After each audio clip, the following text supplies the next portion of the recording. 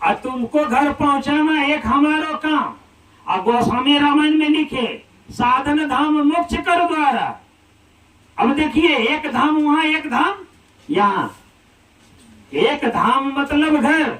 हम जिस घर से आए हैं, मेरे स्वामी उसी घर से आए हैं, है ना। किसके लिए? हम जीवों को कहाँ ले जाने के लिए? धाम, घर।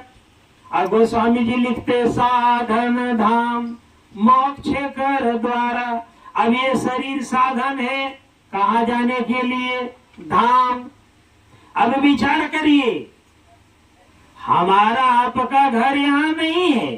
रामायण भी कहता है कि शरीर मिला है धाम जाने के लिए। मेरे गुरु महाराज कहते हैं हम वही धाम से आया है और तुमको हम वही धाम पहुंचाने के लिए। अब सोचिए, एक धाम मेरे गुरु महाराज कह रहे जहां से तुम आया। रामायण मेरी कहती कि ये शरीर धाम जाने के लिए है, और हम इस शरीर को अब तक क्या समझ रहे थे? कमाने के लिए। हम आप जो कमाएंगे उसको लेके जाएंगे नहीं, और जिसको हम लेके जाएंगे उसको हम कमाते हैं नहीं। कारण कि कोई बताने वाला नहीं मिला, या बताने मिला तो हम समझने के लिए तैयार नहीं रहे।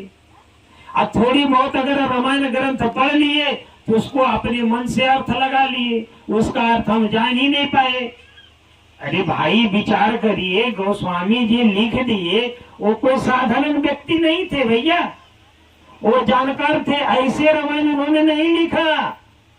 जब उनका तीसरा नेत्र खुल गया, दोनों आंख बंद करके जब उनको सारी दशा और दृश्य दिखाई दिया, तब उन्होंने लिखा। उन्होंने अनुभव किया, उनको ज्ञात हो गया इस संसार में सारे जीव है, जितना भी 84 लाख दुनिया में सबसे श्रेष्ठ मनुष्य। तभी तो लिख दिए। ऐसे क्या जरूरत था लिखने का? बड़े भाग मानुष तन पावा। अगर विचार करिए, इस तन के अलावा इस संसार में और कोई तन होता तो उसकी चर्चा होती ना। लेकिन रामायण में देखिए, बड़े भाग मानुष तन पावा, इसके अलावा कोई तन की चर्चा नहीं है। रामायण लिखने वाले गोस्वामी क्या कोई साधारण व्यक्ति थे? अरे वो साधु पुरुष थे। उन्होंने साधना करके ही अपने अंदर ही उस मालिक को पा लिया, और उस मालिक से दीदार हो गया। तब फिर जो स्थिति उनके सामने नजर आया, उन्होंने लिख डाला।